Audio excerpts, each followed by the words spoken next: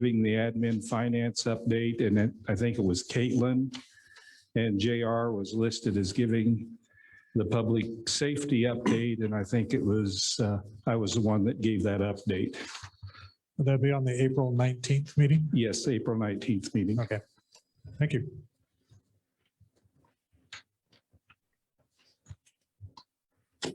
Anything else?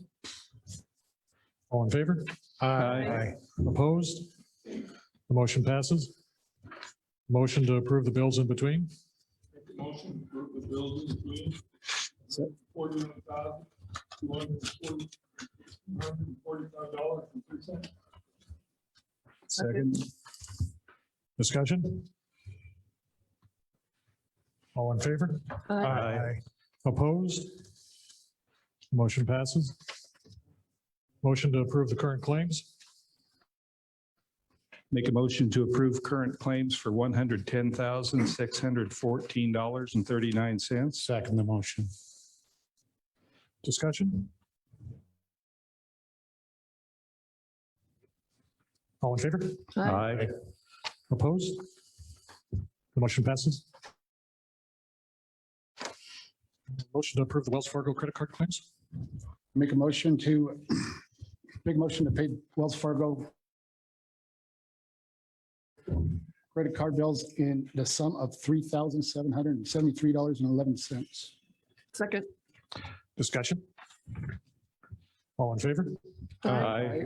Opposed? The motion passes. Takes us to our communications from the public. Eileen, are you with us? Come on down.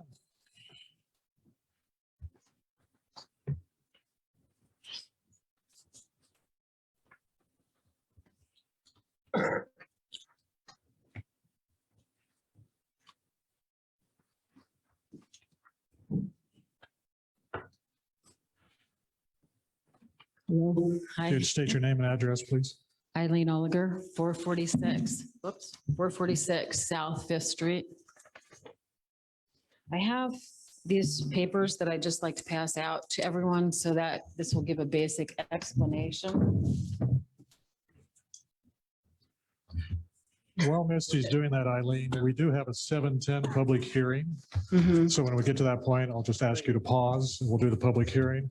And then you're free to come back up and finish sharing your comments. Okay. Okay? I just am actually here to ask for consideration for a building permit to put up a carport in my driveway for my mother who is disabled and elderly, and also the widow of a veteran. It's a 10 by 20 by 7 carport that would be in our driveway. And this originally came out because the access to the front of our house, and that's why I gave you a copy of the letter that I was asked to write to the zoning board, because it can be a dangerous and scary situation for a person that is elderly, that has a lot of, health problems, that is disabled. So the easiest access for my mom would be in the back of our house. But due to the weather and ice and her physical condition regressing, having a carport in the back part of our yard, there's a picture of the carport, which, like I said, is a 10 by 20 by 7, and it is a temporary carport, and it is a do-yourself carport that I would just like to install on the side of the house so that she has some safety getting in and out of our house, because sometimes it is difficult living on South Fifth Street to get into the front of our house. And I'm just asking for consideration for a permit for that. I have to apologize for the way the letter looks. It's pretty poorly copied.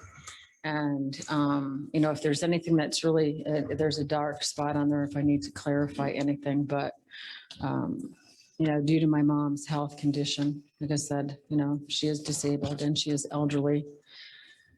This is, to me, it's a safety issue, accessing our private home.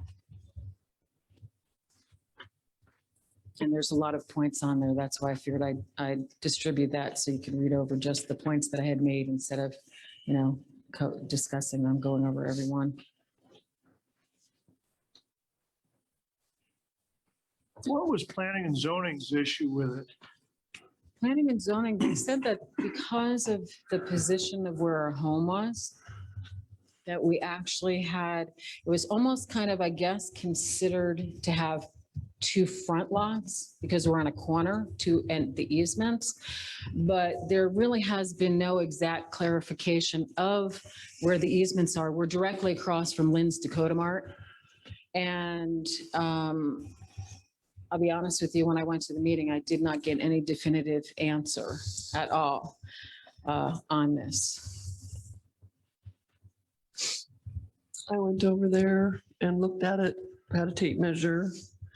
And the second drawing that Scott has here with the shed moved over, I don't believe that the shed can really be moved over like a regular shed can easily be moved over. This is like attached to the ground and It's a permanent foundation. It's a has permanent cement foundation. Has door. yeah, it's roof, been there walls. forever. It's been like there a little mini house. almost 100 years it's been there. Yeah.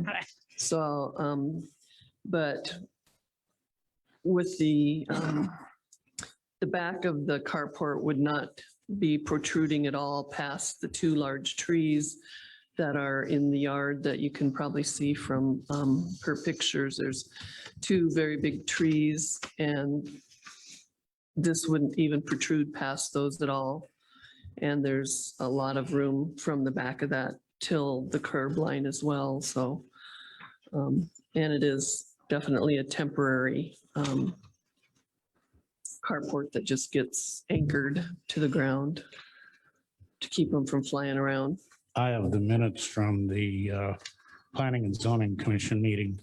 If you'd allow me to read them, Mayor. Absolutely. So this is minutes provided me by Scott Solge. Eileen Oliger, front yard setback request. Eileen commented that the structure is not a carport. She calls it a temporary structure and or an awning because it has no sidewalls. Don Alstead explained the ordinance does not allow the encroachment into her setback. Ms. Oliger followed with a lengthy description of her conditions and had numerous comments listing conditions elsewhere in the neighborhoods all around town. Don explained that her street has an 80-foot right-of-way and it appears her chain link fence may already be encroaching the setback also. Scott offered to go measure the right-of-way from the Lynn's grocery store and try to identify her actual property corner. Don asked if the city council had the authority to allow variance for the setback due to the hardships explained. There was no approval or denial of this issue at the Planning and Zoning. Well, I know in the past, we've had issues with the people's fences are way out towards the curb in the street. So I personally, I don't have a problem with this. I'm in favor of it. I'll tell you that. That's Okay. just me. All right. We're at that 7:10. So we need to have our public hearing and Okay, then we'll continue the discussion. okay, all right, thank you. All You right. are staying, ma'am, aren't you? Oh, yeah. yeah. Okay. I'll just be sitting right in the back. We'll just have a seat right there. We'll be right with you. Oh, okay. All right. We have a 7:10 PM public hearing on the proposed City of Hot Springs comprehensive plan. Are there any comments from the public? Come on down.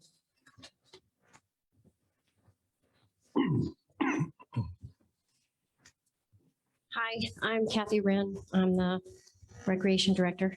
I understand that this has been worked on for a while now, and I think that a couple more weeks might be okay, but it's been kind of a hurry and wait several months, seeing what's going to happen with our possibilities for recreation. This department has definitely evolved within budget since I've been working here anyway. And I think that there could be a little bit more tweaked in the recreation part of this plan to reflect possibilities that can evolve within budget. Example would be the music and movement class that we have right now, or activity that we're starting our second session. It's been well received, well attended, and they want more within budget. So I just like a little bit of couple more weeks or something to tweak on this and get a little more input from the public, if that's a possibility. Have you talked with John at all about what Yes. you're talking about? Yes. Okay. Yes. And he says that's fine, but I understood from the resolution here that this could be absolutely yay or nay tonight. So that's why I'm here asking if there could be a little leeway on the recreation part.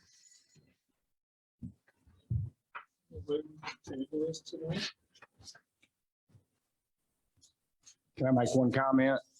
According to the directions for a comprehensive plan, it says that information that's readily available online should not be included in the document. I would think that the recreation schedule, because it changes frequently, is easily accessible online. Last one was from 1983 or 80. 1980. Imagine how much might change even in the next 5 years in your program. I would second that if you are talking about listing specific classes. Oh, no. No specific classes would be listed. What did you want added to the, You want me to get real literal? yeah? Okay.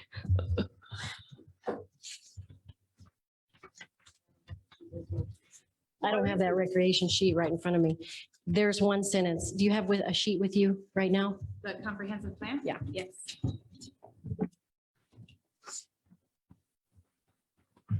It's on page 17. Thank you.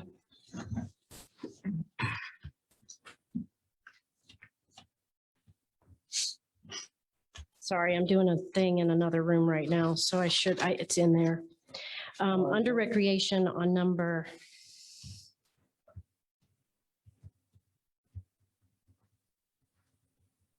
Right. hang on.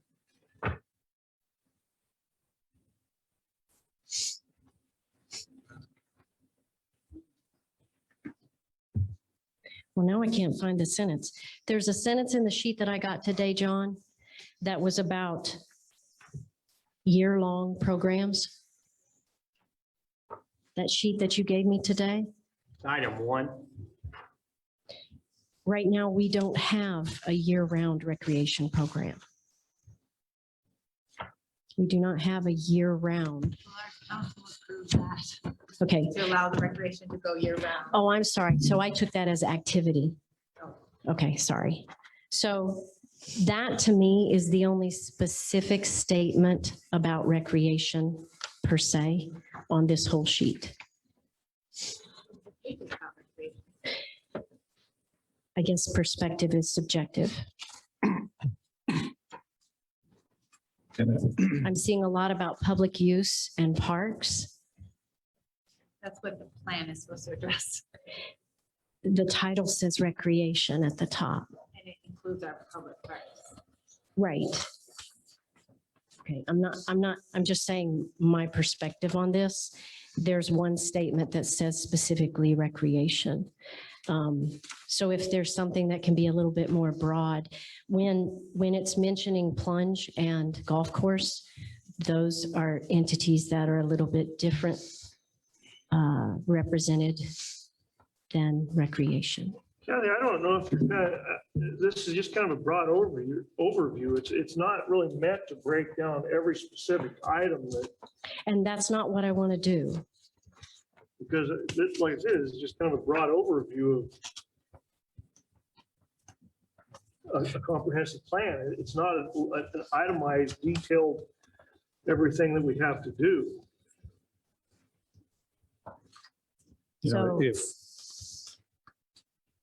I was told that John had about 3 other revisions that he was working on. And I'm just asking if the specific sheet on recreation could be not totally passed tonight so that we might add something a little bit more about recreation involved, specifically recreation. Right now, recreation and parks are two different departments entirely within the city. So I'm going under that premise also. Kathy, the headings that are used on each page are carried directly from the GOED guidance manual, and that's where all these headings come from. That's how they're broken up. This is what Black Hills Black Hills Council of Governments helped us put together to be in accordance with that current requirements for the plan. Recreation does lump in parks and our other entertainment venues, including golfing. Just want to make that clear. My revisions that I have are grammatical revisions. There's a run-on sentence and then there's misspelled words. So fairly minor revisions at this point. Definitely fairly minor revisions also on my part. And just to give you a little, I don't know if this will make you feel better or not, but and coming from I guess a past life where part of my work was in business development. So when we would go out into communities where we wanted to either start a business, buy a business or whatever, if a community had a document like this, this is a fantastic document. It's a good starting place. And so if I was coming into a community and saw, okay, they have recreation programs. So that's going to drive me to say, okay, if I'm interested in bringing employees into town, what else? First of all, that's going to check a box that, okay, people that I bring into town, clients that I bring into town are going to have something for their families to do. Now, as a little deeper dive, I'm going to go to the city website and I'm going to find what's on your webpage. So even a one sentence descriptor of recreation, it may seem small, but for the purpose of this plan, it really speaks volumes of what the city is doing. Now, if it was absent as a business development professional, I'd say, that's an issue. But by it being there, that checks a really big box for me if I'm wanting to bring a business and bring employees and bring clients and contractors in. So I understand your concern, but looking at it, if I'm looking at this from an outsider, and I think this comprehensive plan is really built for outsiders. Am I correct, John? That is correct. It is an economic development tool. Yeah, this is a tool that we use to convince people that Hot Springs is the place to come and build your plants, start your businesses or whatever.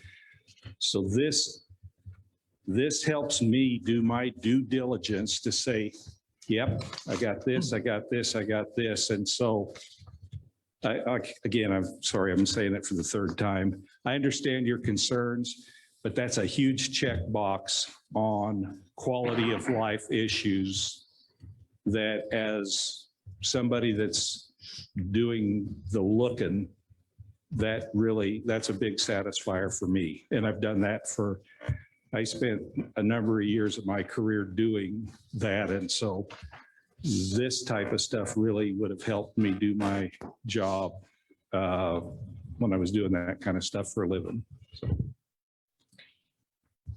I guess I didn't want to come across at all that I'm being critical of what this sheet is. What I'm trying to convey is that there's been an interest in recreation that's actually come to fruition in the last couple months that we have not seen here in the time that I've been here. And honestly, I haven't addressed that in my own mind to compare to some other plans that are out there. Go ahead. No, as recreation director, I would want you to have the concern and passion that you're bringing to us. So Thank you. don't And- apologize. And within the conversation we had today, it was like 5 minutes, and it was very specific as to this is your space, this is your time, I'm working on this. What do you think? And it was like, we'll see what happens. So I showed up a minute ago to find out what the resolution word was. And so I'm just asking for a little leeway, not that I'll do anything, but that if I could have a little time to look at it before it's a definite vote. And if not, that's fine. You do what you have to do. Okay. Is there any one particular item that you're really stuck on? I mean, this covers across the board, okay? It isn't, like Wes said, it's not a A finite- specific program thing, and I get that. I it's get not that. set up that way. But is there something there that really stands out as possibly a problem? Probably the only thing that I see that could be mentioned here that to me would be very advantageous is the amount of collaboration that can happen in a community this size, and that has happened. And it could happen even more, just by us using the Mueller Center now, along with the schools using the Mueller Center. I don't know. I just think there's a statement of collaboration that could be thrown in here that's very positive and forward-thinking, Oh, okay, very general, yeah, general. There aren't any actual statements in these 8 that specify the actual recreational activities that, like our summer rec program or the overall quality of life that the program that we have is offering our community. You know, like with all the different sporting activities that are being made available to our people. Is that kind of where you're And I getting? can understand you're saying that there's a plus in that, in the general part of it, and I get that. I just think there's a couple points that could just be tossed in that would open it up even more. okay, what would that statement be Something about collaboration, between? interdepartment as well as schools, other agencies, nonprofit. Now, don't we do that now? Yes, we do. Could that change in 5 years? Anything can change in 12 months. It can change We've all just tomorrow. lived through that. Right. And not basic, calling out specific. But We'll we've just had look- this recreation program, we've had the summer rec program for decades. Yeah. And it's just under Kathy's efforts, it's grown to a more, to include adults as well. And it's expanded to more than beyond just summer. It's fall, winter, spring. There's stuff going on year round now. I agree with Bill. If I'm coming to Hot Springs, if I look at this comprehensive plan, I am not going to go to this and look for every activity for my child or for my friends. I'm going to talk to you. I'm not going to try to find it in this. That's not what this is meant to be. I don't know. Okay, This is a comprehensive plan. It's not that's fine. a listing of activities of everything we do. I mean, it's. And that's not what I was asking for. So it's all good. When you, I need to clarify your collaboration, what, And I would like to do that in more detail when I have a little bit more time to form more idea. Kathy, is that a statement you have on your website? Then that's where it needs to go. Because you want to direct people to the website, because that's the purpose of it now, is everybody's electronic now. So it's to lead you to look for things you want on the website. Thank you. I'm looking at this thing right here for number 1, and all I see is 4 activities that the town's offer. I mean, it's given, to me, it's giving, Parks and Recreation is 1. City's year-round recreation program is 2. Evans Plunge is 3, and Southern Hills Golf Course is 4. So along with what Wes is saying and what you're saying, Dave, if I go on a website and I look, it'll break it down for me, you know? I'm not going against what you're saying, but I totally No, maybe I'm understand. not communicating as well as I could be, and that's fine. I think I've taken enough time as it is, so it's Well, good. I don't want, I'm a big supporter of the rec. And that's why I'm, if there's something you want to say, then say it. But I have to agree with John that this has nothing to do with what you're really doing, because people are gonna, the adults and the children are gonna come to you because you're the one that's pretty much running it. You are going to be the best information they could possibly get. Yeah, this wasn't as much of a personal bend that I was trying to incorporate into this. It was actually pretty broad, but that's not how it's coming across, and that's okay.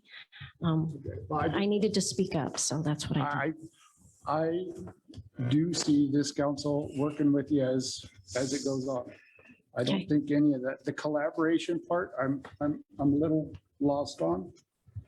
Because you already collaborate with the school, with the Mueller Center. There's quite a bit of collaboration going on. Right. But I don't see anywhere by not having that in print is going to hurt rec. Okay, And I want you to know that you are supported. So Very supportive. thank you. Kathy, if you could hang on. Craig, you had asked, and obviously the motion or the resolution, and all motion would be made to table it, giving, whomever more of an opportunity to adjust it. And Kathy, if I'm understanding am I understanding correctly that you just don't feel like,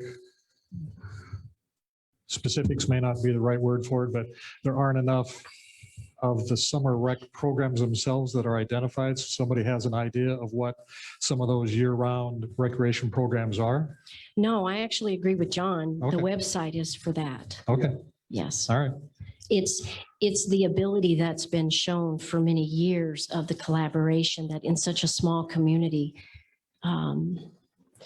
we have even more potential, but we are already realizing potential.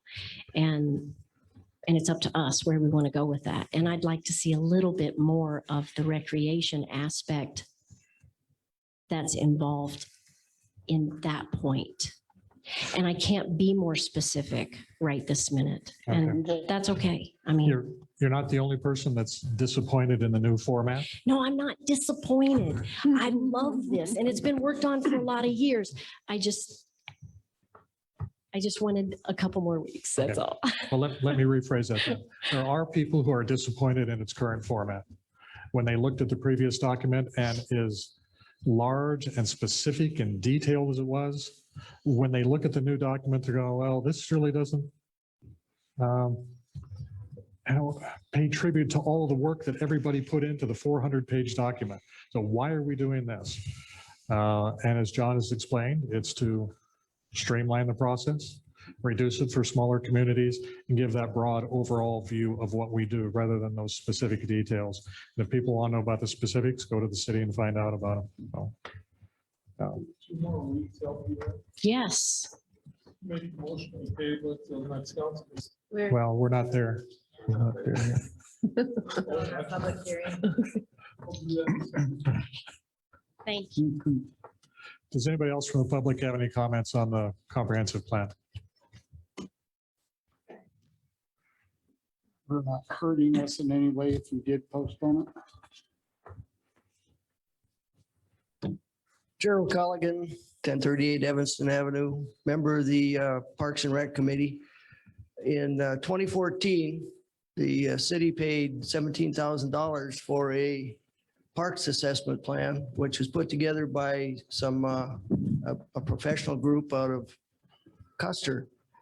And when they did that, they had plenty of input from the community. So it took them a few months anyway to put it together. My only comment is, yes, there is a reference to it in the comprehensive plan. And hopefully, here it is. It's a few years old, but still we're chipping away at it. And hopefully we chip away at it as it's written and take into consideration any changes. Thank you. Thank you.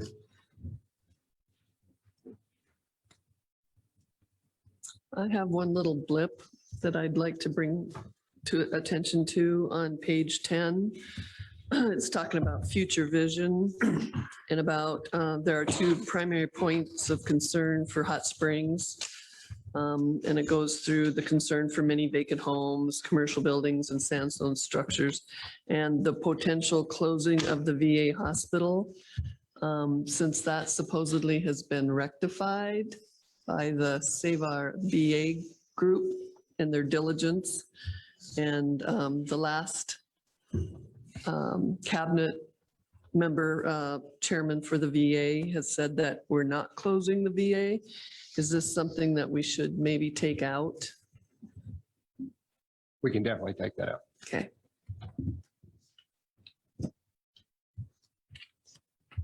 Well, since Deb spoke up, I think I'll speak up. I don't want to step on anybody's toes. I come from the Cheyenne Nation, and a lot of people probably in town do not know this, but the town of Hot Springs was actually built on this Indian camp, and it was a Cheyenne camp that was all along the Front Range, all of the Seven Sisters. And I would like to see that added in there, because we're the original Plains tribes. The Sioux migrated from the Carolinas over here and adopted our way of life. And I would just like to give a shout out to my own people for this. That's actually on page 4. Yeah, I see that, but it's not written in the way that I'm talking. Oh, okay. You Yeah. wanted to say the original Cheyenne Indian encampment? The original Indian encampment, the Cheyenne camp. I would like to see a reference made to my people. It is documented history. I think I brought you some information material that you saw, John. Yes, sir, I saw that. That's why I asked you for assistance with that paragraph. Appreciate it, sir. Thank you. Dave? My answer. I just want to make sure I'm. Oh, yes, sir. Thank you. All right. Anyone else? Any more from the council? How many of you out in the audience have actually read this?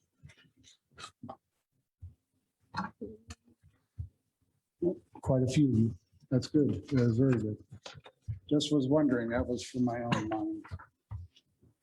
Oh, so one day. I saw 3. Oh, There's 3. Available on the city website and in the public packet. Right? I think in looking at this comprehensive plan that we have in front of us versus what was there before, if I were a statistics nut, I would have preferred the one before because it had everything in there you could possibly ever want. But that's what our websites are for. This is this is about Hot Springs. Here's where we are. Please look us up. Come see us.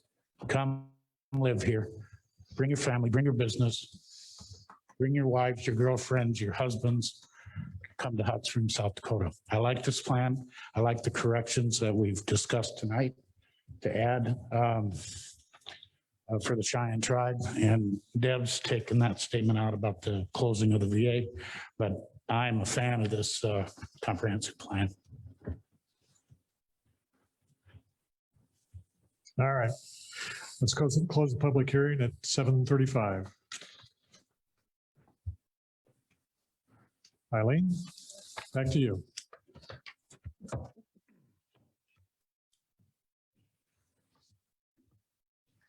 Whoops. Could I just ask, when do I get it? Like, how do I find out about the determination on this? On my request, what's the process for that? When will I know? Now, are there any more questions from the council? have you? I'm sorry. I didn't mean to talk over you. You go ahead. I'm sorry. There's a little, Garage in this property? No, we already have a garage in the back of the property. There's a garage in the back of the property, then there is a shed, and then there is our home. And my mom would normally access the front of our home going in and out because of the amount of stairs. It's actually easier, but because of some of the points that I made with, that are listed on there with the traffic, with the speeding, et cetera, it's safer for her to access our home through the side of the house. It's direct, like in the picture, it would be in front of, I put a little, I mean, that's actually measured out there that I colored in. It would be sitting directly in front of the shed, which is a permanent structure with a cement floor, the whole 9 yards. It would sit right there. And it's up in front of the garage. Because we have a garage in the back. I can't get my mom. My mom, with her disability, and she's an elderly, I have her actually here with me. It's difficult to get there, especially when there's weather, when it's raining, when it's snowing, if there's sleet, if there's ice, anything like that. So this is not quite, it's not adjacent, but it would be easier for her to access, to get in and out of our home through that door. So do you think the shed could be moved? Oh, no. No, the shed was built in, I believe it's around 1926, I think it was, or 1928, as is my home. It actually used to be a small business at one time, but it cannot be moved.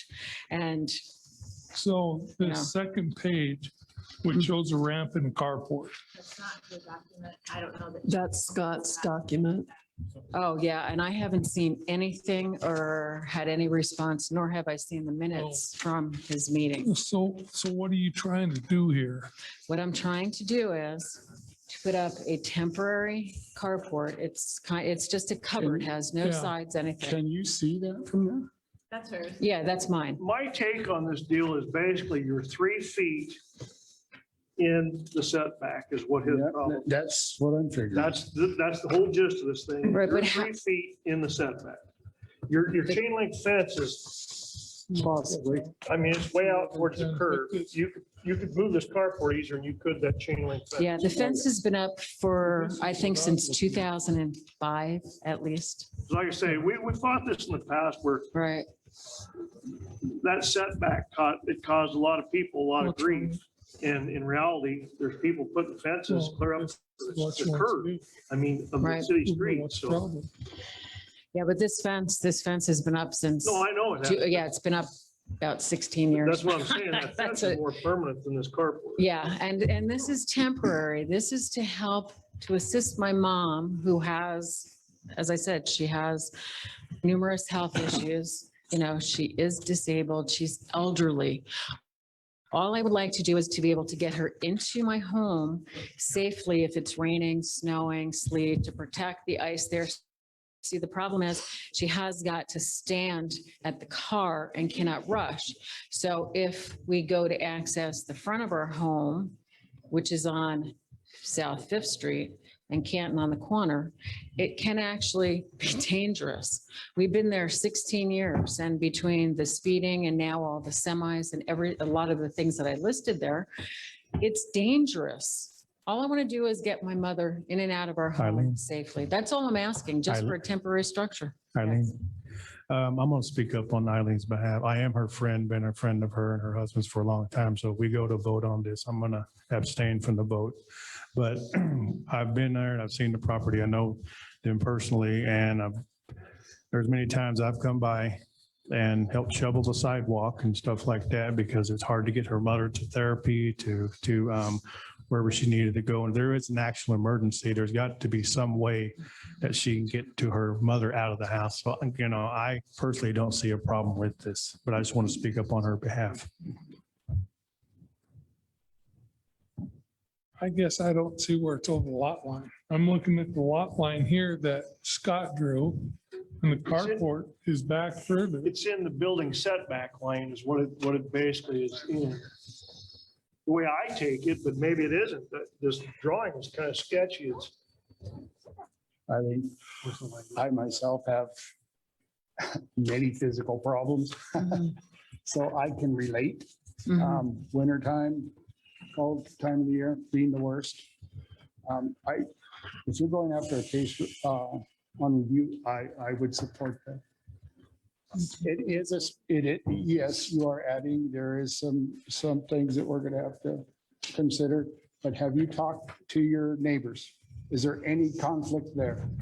You know what? I haven't spoken to all my neighbors, but the neighbors that I have spoken to, everyone is kind of like, why can't you just put the carport up, and why can't you just put that up? It's very small. Why can't you just put that up in the yard? I'll be honest with you. They're like, why can't I? Said, And if you sold a home, or something became a big to-do over this, mhm, it would be a case on review. So anybody that would complain or have a problem with it, they could still come to council. right. And it is small, it is movable. Mhm, I don't see it as a permanent structure. So if you ever sold a home or whatever the case may be, it can be easily removed. mhm. I don't see where it's gonna hurt anybody. Maybe Now, we should go about this as a use on review. I mean, That's what I'm, this is basically a case on review, or use on review. They're all independent, individual. If there's a problem, they can come to council, and that's why it's done that way. mhm. And in all honesty, I don't think there will be a problem. And actually, because the whole side of the house is just Lynn's Dakota Mart is next to us. We have a neighbor next door who is elderly, the people behind us, and that's it. Lynn's takes up the whole side of the road. It took me a bit to figure out exactly which house it was. Yeah, if you look at Lynn's Dakota Mart on the left-hand side, there's a gray house. That's where our residence is. And we've been there since 2005. I will support if we're gonna go with the use on review. I would have to think I'd support it too. I know what difficulties there are. Does not fit into the language of use on review. That was discussed at P and Z as well. why doesn't it?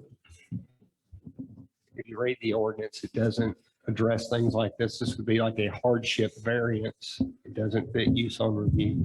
Okay, So what's our next step? To ask for a hardship variance. That would be up to the council to approve, as Donald said. It just doesn't fit into the ordinance anywhere, but it makes sense that it would be a hardship. How about we do this? How about you talk with your immediate Mhm. and have them either sign or something you can print up yourself, Mhm. just stating that they support you, there isn't a problem. Right. And those who do have a problem, Mhm. you would tell them that they could write a letter and come to the council meeting. Okay, and how far out do I have to go as far as neighbors? And like with Lynn's Dakota Mart, I mean, I wouldn't think that would, just the people that live in a private residence? For me, when I put up a fence and the back fence is unusually tall because of the dust and all that through our alley.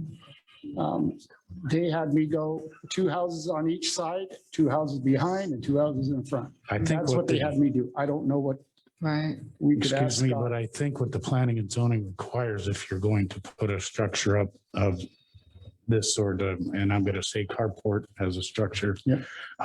They asked us to go out 200 feet all the way around, 360, 200 feet, So it'd be 2 homes. and send a certified letter to those folks and get their yay, nay response, and then bring that back to planning and zoning. That's, If we want, because the cheap, her lot's 150, that guy's 150, mine just go to each. Just one house on each side. Because you don't have to worry about Lynn's Dakota, right? But just have one house to go to. Right, which would be, the city block is 300 feet. right, one here, there, and behind me. Because the people that live directly behind me aren't there currently. I believe they reside in California part-time. And they just put up a carport similar to this, Oh, this is not similar. well, no, Yeah, much theirs bigger, is Huge. much bigger with With a the shed and everything. storage unit and Yeah. whatnot, but it looks, Mhm. it's the same. It's the same, yeah, it's same basic Right. structure, but mine is Bigger. about a tenth of the size. Theirs is a little more permanent. Yeah. All right.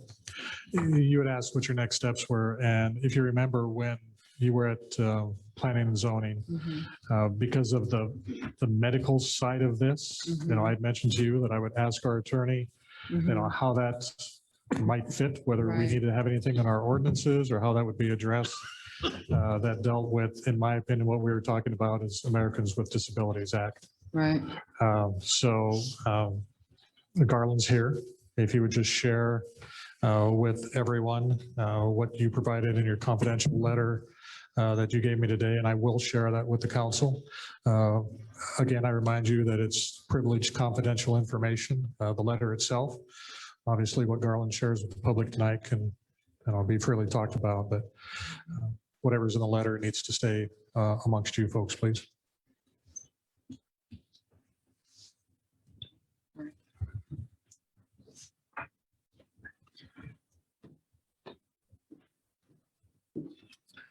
So typically variances deal with like physical attributes of the property or the structures, such as like an overhang and encroaching into a setback, something like that.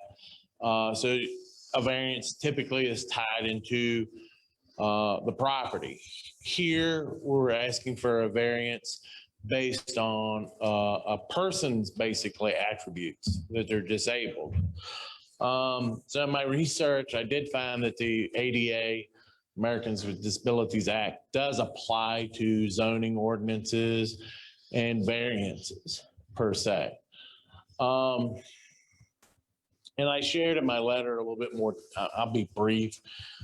The basics are, first off, the ordinance can't discriminate against, people who are disabled. So for instance, we can't just generally ban like wheelchair ramps from houses.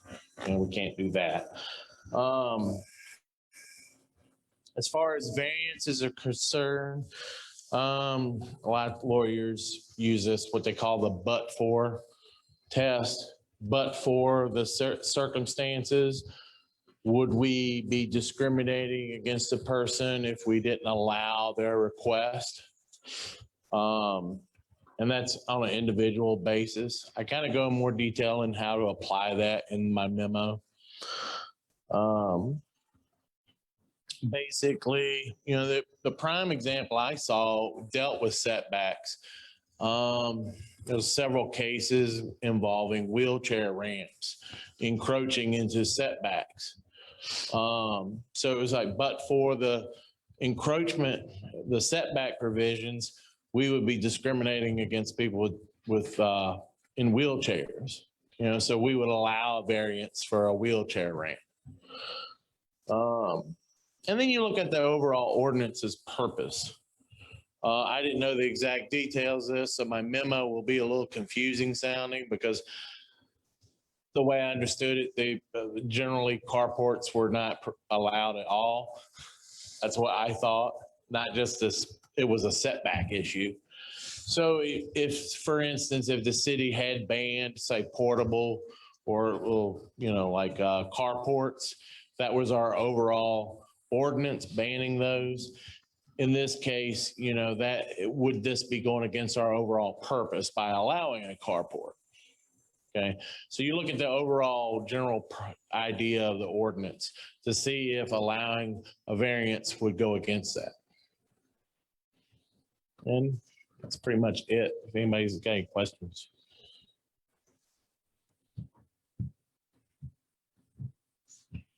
Thank you.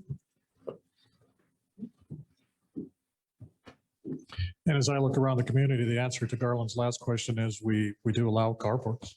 Yep. Under certain circumstances, we do allow carports.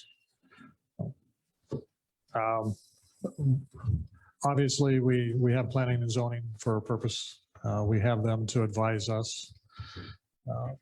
As John read in the statement, they didn't say yes or no.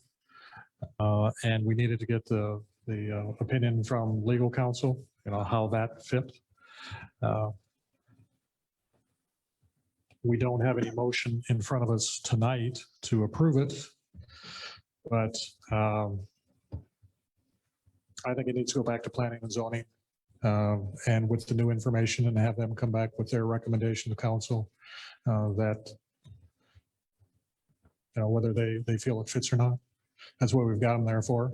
It's often said that, and rightfully so, that we have a lot of ordinances that we don't seem to enforce. So if we're going to have the ordinances, we need to enforce them and we need to have justifiable reason why there's an exception to that. And yes, Craig and I agree that There's oftentimes we don't, but we need to. So planning and zoning is simply looking at our ordinances and telling us what they see in them. But they didn't have the legal information available to them when they made the decision, or when they didn't make a decision about whether it'd be allowed or not. So to answer your question, my feeling would be it needs to go back to planning and zoning with the new information that's available, and can share with them that the council certainly seems to be looking for a reason to allow this to happen. Should she go forward with getting the signatures from the neighbors in the time between now and then? I would. I would too. Cover the base, I'd say yes. All right, so what I should do is just go to my neighbors that are just right around me and just, I'll drop a little letter and ask them if they have any issues with the carport being constructed, basically for the safety of my mother. Yep. I don't think there'll be any problems, and then I bring that, I have to make an appointment or set up to be on the zoning meeting again, because the reason why that letter was there and I had written that letter is because that's what they requested of me. Right now, I can just request this as like a follow-up to my situation Yes. to them, and that as soon as I get the signatures that I need to be on their, on their list for. And planning and zoning is on the 19th at 7 PM. Okay, the 19th at 7 PM. And then I'll work with Garland to see if there's something about his letter that he can unprivilege, if that's the right word for it, so that planning and zoning has some guidance from our lawyer to help them with the decision. JR, do you feel like that opened up? I think it's the right way to go. Since I'm new to city council, new on planning and zoning, it would be my recommendation to get the signatures, come back to planning and zoning with the information that we're going to provide them from Garland, from what we've discussed here tonight, and then bring up your story again, maybe so that they know where we're coming from. They already know about it, so they can make their recommendation forward to the city council from there. Okay. All right, thank you. Thank you. Thank you. Thank you. All right, well, we move on to personnel. Can I get a motion to approve personnel act? Oh. Sorry. Yep. Yeah, we did go back to communications from the public, didn't we? Yes, All right. Wally Castro, I'm the chairman for the bid. I came over here to ask you for something different. 2 weeks ago, I asked you to go vote on it. Today, I come and ask you, don't do it, move that one like for 6 months. Because it's a little bit too late to do it, those things, whatever I ask for. Now one thinks it's anything happen in the future, what I don't wish to Evans Plunge, and not gonna make enough money, that's gonna be my fault, and you ladies and gentlemen, who's gonna vote for it. So give it a 6 months and meet on a November, first meeting on November. Okay? Okay. Well, I'd be appreciated that one. And I want things over here, if you think about it, how to run the Evans Plunge, talk to YMCA, Custer and Edgemont doing that one and saving the money. Well, here's what I was gonna propose. Yeah. I've caught a lot of flack over this deal. I was gonna propose we did the same as what we do at the golf course. I was told it was 50% of the golf course. I guess is not correct. Yep. So I was gonna propose we do the same exact amount for the plunge and just make it uniform. So that way in the future, if we offer a discount for something else, it's uniform instead of having a hodgepodge of different rates. So how would you feel about that? Well, that's a good idea, but I told you, if anything happen and the year's not gonna look pretty good, the plunge not gonna be happy with the money. I'm not gonna blame you. Oh, you're gonna be out, so. Well, I still wouldn't blame you. But most of the people are gonna be in and I'm gonna be over here also. And I am businessman, not the politician, so maybe I don't use correct words or something politically correct. So. You're doing fine. Well, the best thing's postpone it for 6 months.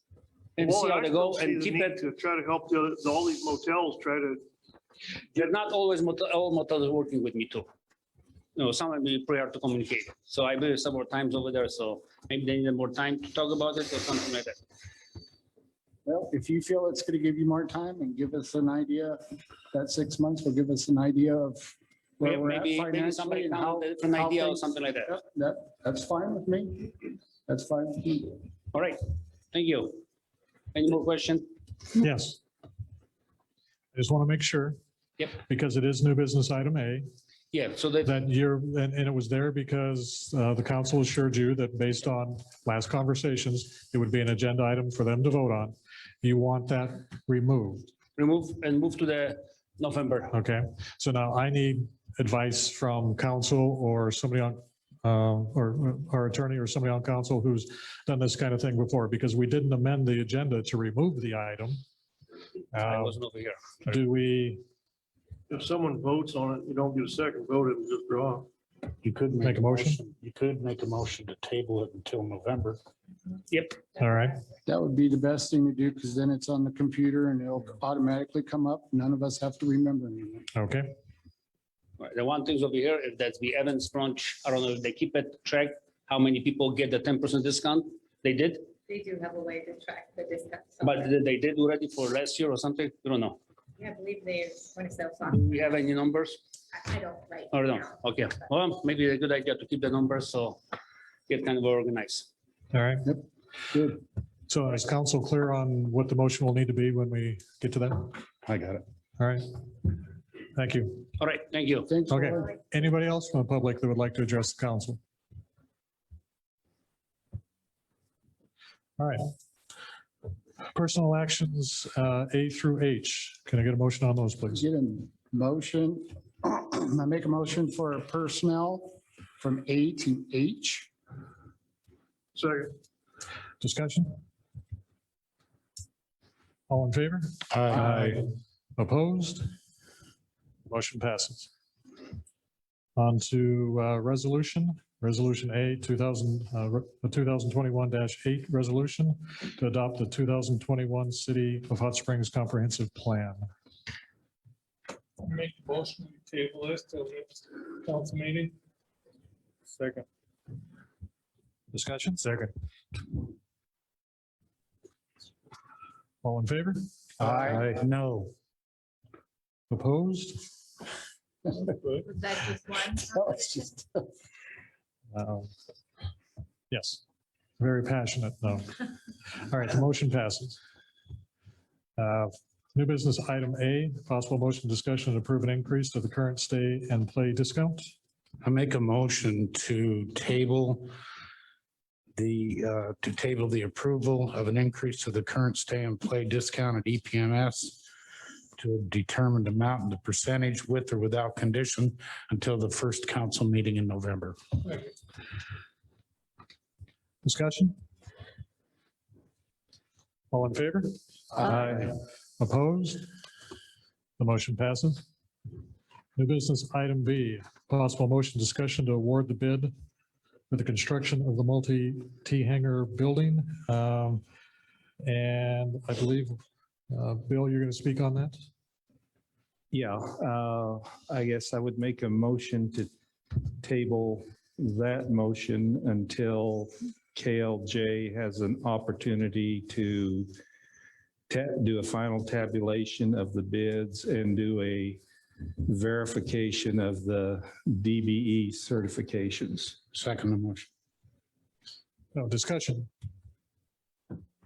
KLJ the opportunity to, what was the bids and then the DVE? Do a final tabulation. Yeah. Essentially check the arithmetic of the bidders. Thank you. So if you give the council just a little heads up on why you've made that motion.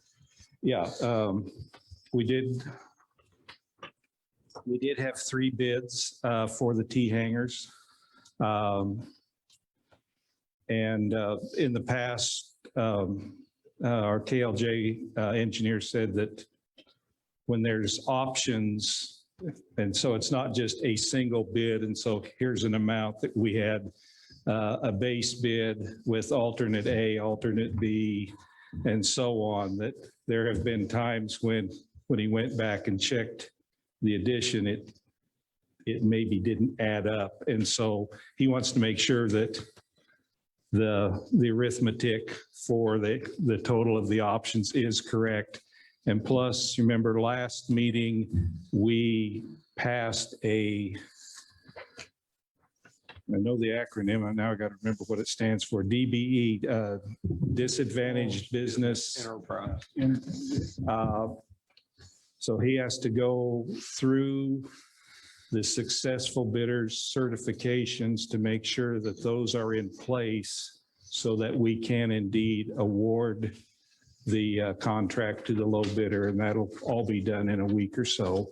And so once all of that is completed, we can award the bid, assuming the low bidder has all those certifications in place. And in my airport advisory report, I'll give you a few numbers, unverified numbers. And KLJ feels they'll be able to have that information available for you by the May 17th council meeting. And we've asked the chairman, Larry Vetterman of the advisory committee, and Charlie with KLJ to be available to answer any questions you may have about the bid at that time. We'd like to have it back in front of you on May 17th. I know I asked this question before to Misty. Now, there's a grant for this, 100% grant? Or what's the city going to pay? It's 80-20 at this point, correct? With 5, It's 90-20 and 90-10? or yeah, 90-10. See, that's why you need to. 80 from the FFA. It's 90 from the FFA, 10% from the city. However, there is still discussions going on because of, it's not CARES Act this year. They believe the FAA will pay 100% of the construction, except for the 2022 FAA entitlement money. They suspect we will have to pay 10% of that. Now, our annual entitlement from the FAA is $150,000. If we have to utilize all of our 2022 entitlement, that would mean the city would have to pay $15,000. But based on the low bid, assuming that is the successful bid, Charlie with KLJ doesn't think we'll even have to pay, we won't have to use all of our $150,000 entitlement from 2022. So assuming the America's Act funding and the FAA does pay 100%, that'll cover 100% of everything except the 2022 funding. And if the city does have to pay something, there's some in the airport's budget for this? We will have to budget about $80,000 from, is what it looks like. We would allocate the budget authority at that time, once we determine what that is. And if it's in the 2022 budget, we have time to plan for that. Which construction is set to occur, but they were talking about buying materials first, possibly, and then doing the construction in 2022. So some of it might be in this year and some of it in next year. Yeah, because materials go up almost every day. Yeah, and that was part of the plan, is to buy materials now, stockpile them, and then do construction in 2022. So as Bill had mentioned, Craig, that funding and what that will actually come down to are part of the answers that we're hopeful KLJ will have for you on the 17th. Oh, good. I'd like to give you all definitive answers, but you got my best guesses from their best guesses. Thank you, Bill. Any other questions? All in favor? Aye. Opposed? The motion passes. New business item C, possible motion discussion to award the bid for the 2021 airport haying. I'll make a motion to approve the award of the bid of the 2021 airport hang to Chad Feldman at a 60% Feldman, 40% city split with the option to not hay if there is a lack of moisture. Second. Discussion?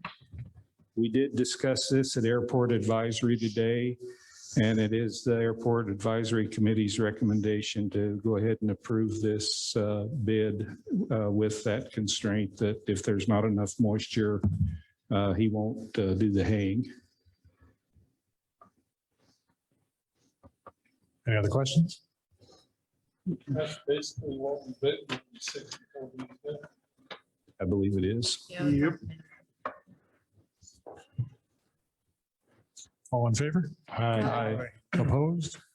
The motion passes. New business item D, a possible motion discussion to allow Hidden Lake Resort to place 2 signs.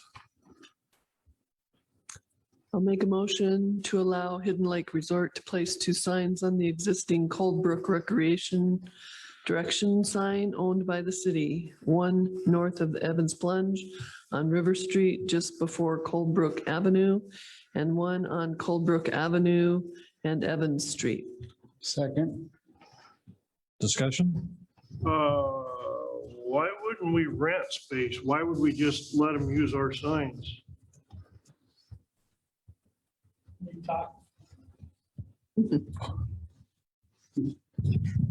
We talked about this in Public Works.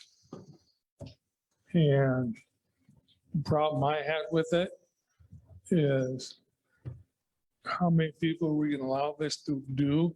You know, if we let these people do it, 6 more people might want to put their signs in, there's city holes. That's my point. I mean, we're setting a precedence. You are setting a precedent.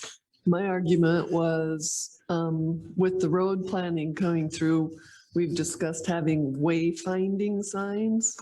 And that's what these signs are, actually are wayfinding signs. And we also discussed at the Public Works about, should there be other entities down that way that would want advertisement or directional wayfinding, that the signage could be changed, kind of like you see along the interstate, who's got gas and who the motels are and what the food is, but it could be arranged for that same signage to get smaller as more entities were added.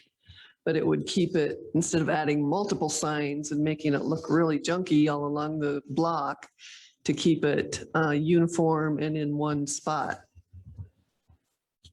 Well, this goes back to then what if their sign starts looking bad, then the city's gonna have to either take care of it or take it down, or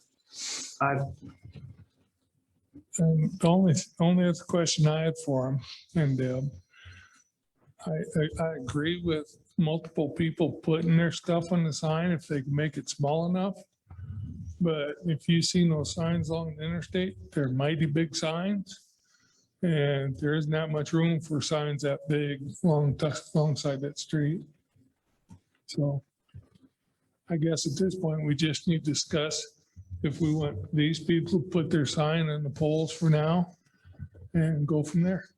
well, I think it needs to go to Public Works. Maybe you guys need to talk about, I agree, doing some rent or figuring out something, because I don't think we want to set the precedence of. I agree with Wes on this. I don't think we really want to make a precedent where you can just add your sign to a city sign. But at the same time, we need to find out what is available to us in size that would be appropriate for this, and either a possible cost share with the businesses or a rent.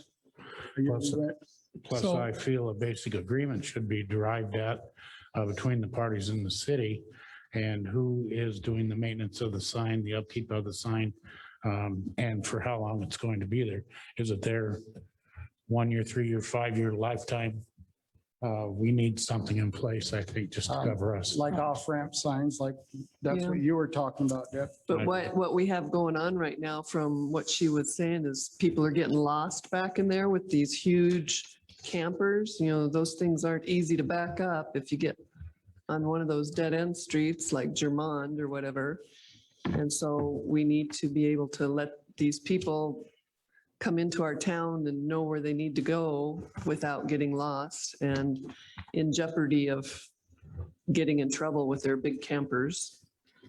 What, and I don't know if this is the city sign or not, but Simon's, the one that right there before you go up the hill towards Simon. Was that the city sign and Hills Material put it on there and then Simon's put it on too?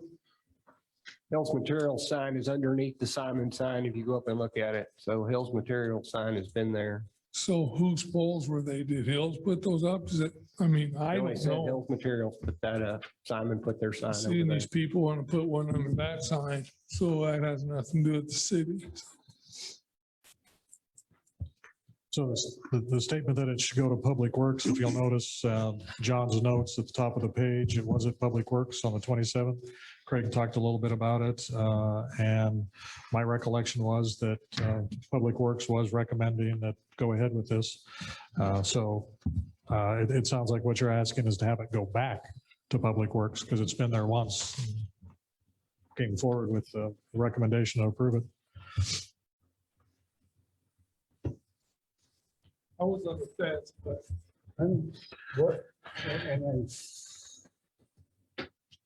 What do you think? How do you feel? Are you pretty firm on allowing it? well, I think there's only one city sign. I think Simon's owns that other sign. But I guess I don't really know if the other side's cities either. Like, I don't know what pole she's talking about. She said there's two signs. I drove out there, all I seen is that one. There are I two have- signs out there that the city put up. I have no problem working with business and the signs, but there has to be an agreement. I agree with you, JR, on that. There's got to be some agreement on size, time, and maintenance. And possible cost if you want to rent. I Well, don't know yeah, if you but want to do that or we not. need to, for the city, we need to find out what is available for us so we can actually offer space on the sign and where the cost of the sign is. Is that how it's going to work with the wayfinding signage going through town with the new highway? I have not That's received, state highway. That's state. I haven't received anything that we're going to be involved in for the highway as far as signage. I have not seen anything in paper. And look, see what the city pays for Evans Bunch signs. A couple of ranchers in the area, so we have to pay that signs in their property. I think there's a little more legwork we need to do. I would suggest we take just another look at it with more time. All right, so we have a motion to approve and a second in front of us. If it fails, then it would be up to them to decide whether they want to take it back to Public Works for further discussion. Are there any other questions? All in favor? No, No. No. All in favor? Yes, Yes. 2 in favor, all opposed? No. No. No. All right, the motion failed. So we'll let them know that their request was not approved by council. And if they feel it's still something they want to pursue, they'll need to bring it back in front of Public Works and talk about it again. New business item E, possible motion discussion to set a public hearing on May 17th at 7:10 PM for 4 temporary alcoholic beverage licenses. Make a motion to set a public hearing on 5/17/21 at 7:10 PM for 4 temporary alcoholic beverage licenses from the following businesses for the Wine Walk event on 5/28 of 21. Hot Springs Chamber of Commerce at Bodies in Motion, Shedco at Polished Nail Salon, Hot Springs School Alumni Association at CBH Group, and the Mamba site at Cabin Fever. Discussion. All in favor? Aye. Opposed? Motion passes. New business item F, a possible motion discussion to set a public hearing on May 17th, 2021 at 7:15 PM for a temporary alcoholic beverage license. Make a motion to set a public hearing on May 17th, 2021 at 7:15 PM for a temporary alcoholic beverage license application from the Hot Springs Chamber of Commerce for the cheese and wine at the museum event to be held on May 29th, 2021 at the World Fossil Finder Museum, 719 Jensen Highway. Second. Discussion. All in favor? Aye. Opposed? The motion passes. New business item G, a possible motion of discussion to authorize the wastewater department to purchase sewer inspection camera system.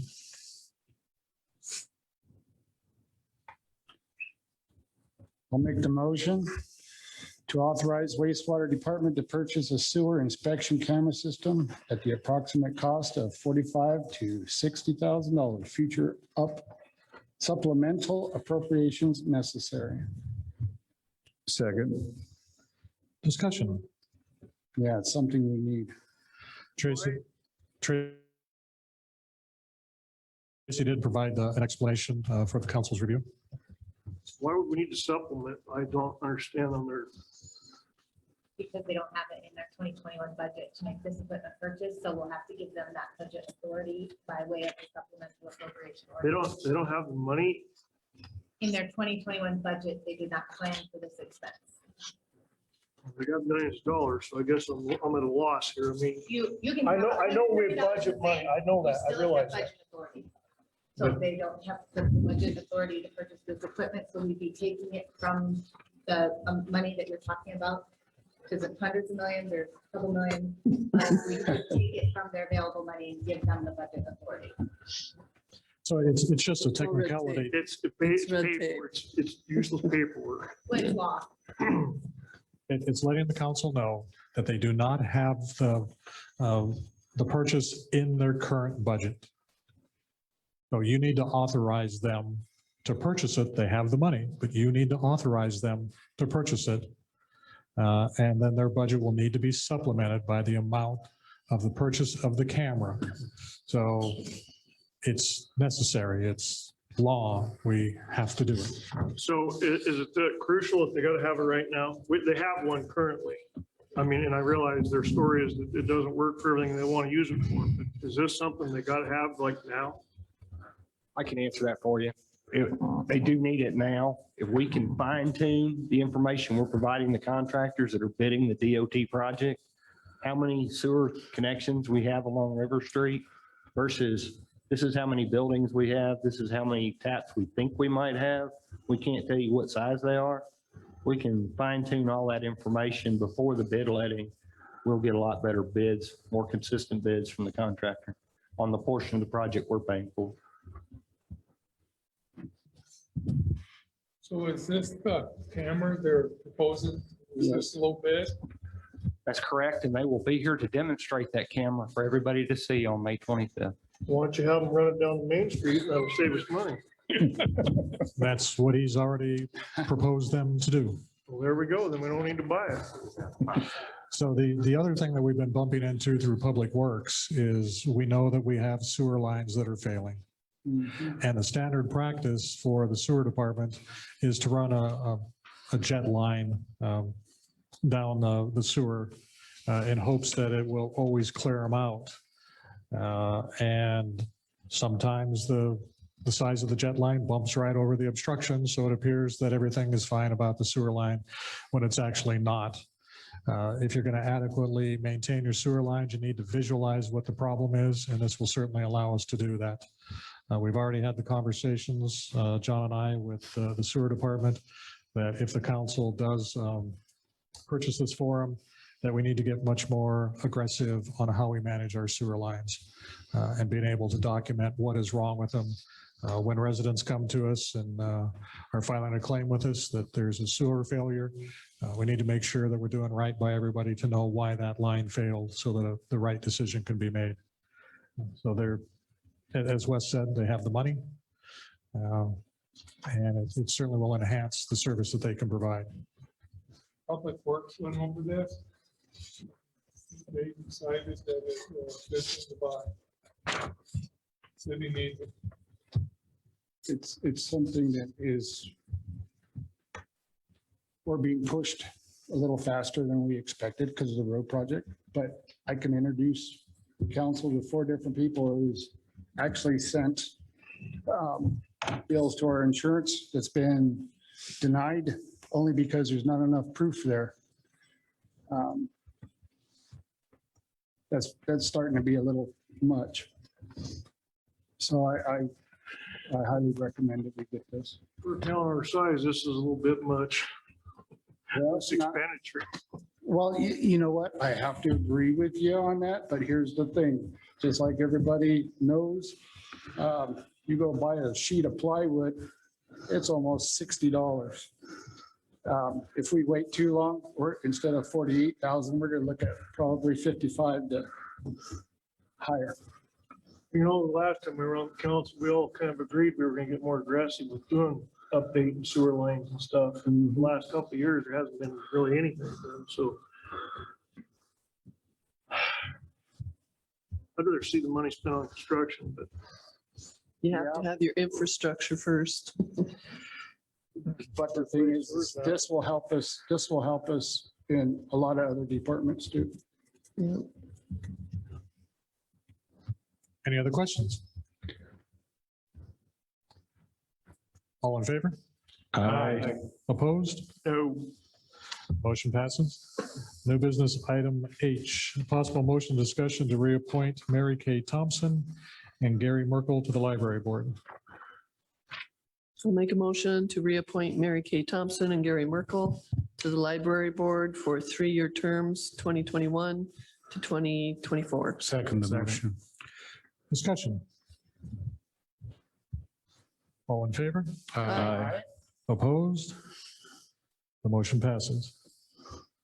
New business item I, possible motion discussion to review and approve the 2020 unaudited annual report. Make a motion to review and approve the 2020 unaudited annual report for the city. I'll second the motion. Discussion. when will that be available for viewing? As soon as we approve it, we'll have it on the city website and it'll be published in the newspaper. And it also gets sent to the Department of Legislative Audit. So by the end of the day tomorrow, it will be on the website. We used to get like a paper copy, is that not? You have paper copies in your packet. No, I meant one that's actually audited. Yep, the auditors are beginning their work right now. So this is the first step. We submit to them our annual report and they audit it. And typically, yep, we'll have that hopefully either before this council leaves or right when the next council comes on is how we've been able to schedule it in the past. Any other questions? All in favor? Aye. Opposed? The motion passes. So we're on to committee reports. The Admin and Finance Committee reports, meeting was postponed until next Monday. So we'll get a report at our next council meeting. Airport Advisory, Bill? Airport Advisory met today at 8 a.m. at the airport. The members present were Larry Vetterman, Ed Jensen, John O'Connell, Don Connor, Shane Miller, and Petra Wilson. City employees present were Ivan Venner, and elected officials were myself. Under old business, Ivan provided an update regarding the contract with South Dakota Wildland Fire. They are currently reviewing the land lease contract for the seaplane base, and we hope to have that before council on the May 17th meeting. Shane Mueller provided an update on the Kids Aviation Day, which will be Saturday, June 5th. Should be a lot of fun activities going on that day. We're continuing to work on a new standardized hangar land lease agreement. We've identified 4 major issues that we're getting some clarification on, primarily through the FAA frequently asked questions document, which has been very helpful. I think as a stretch goal, we would have that document before the council on the May 17th meeting, but as a more likely, we'd like to have that before you on the first meeting in June.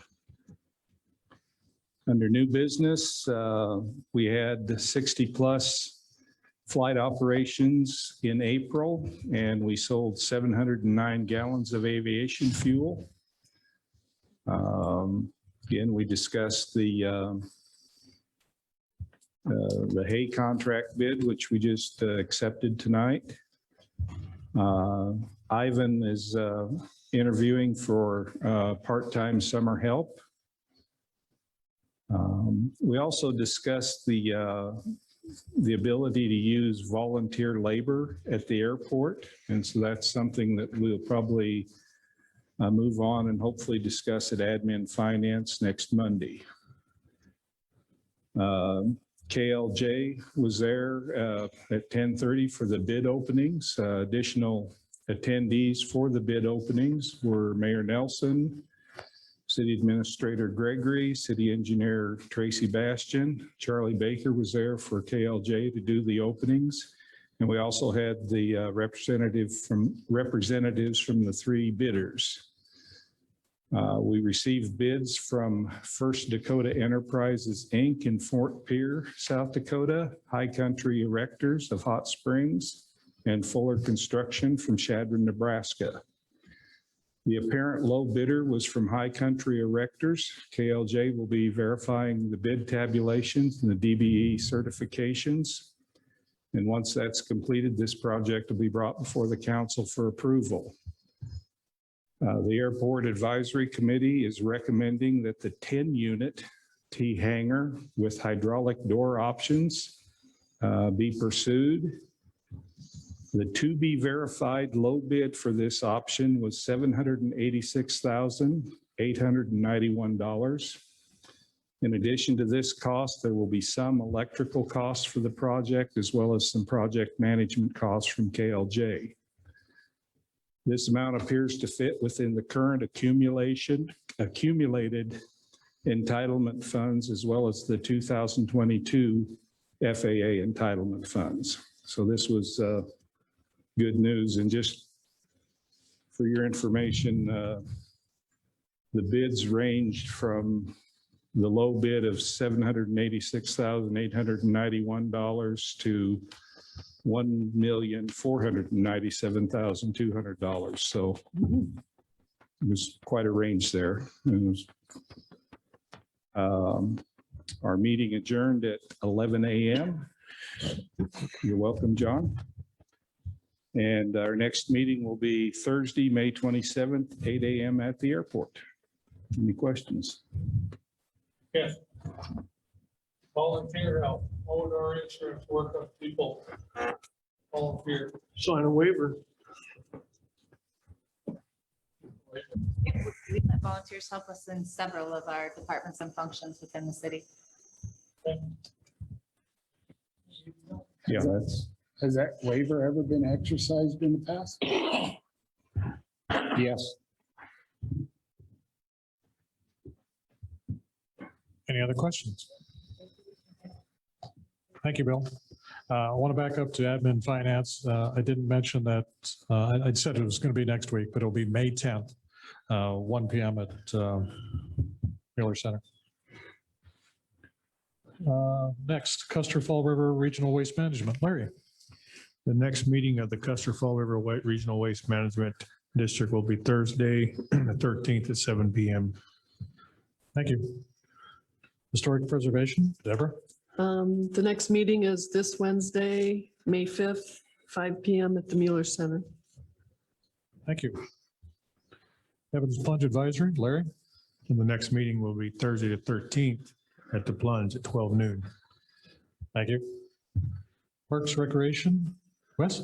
This Wednesday, 3 o'clock, right here. Thank you. Planning and zoning, JR? Planning and zoning met April 21st, 2021. Guests were Mayor Nelson and City Administrator John Gregory, Eileen Oliger, Diane Greer, and Renee LaFrance. Meeting called to order at 7 PM. Don Alstead, these are people present: Don Alstead, Allison Ritterbush, Christine Heidebring, Deborah Johnston, James Forboard, Steve Preheim, Wayne Hageman, Johnny Huddleston, Scott Sobe. Motion to approve the agenda by Allison, seconded by Christine. Motion carried. Conflicts of interest, none. Motion to approve the minutes from March 17 by Allison, second by Wayne. Motion carried.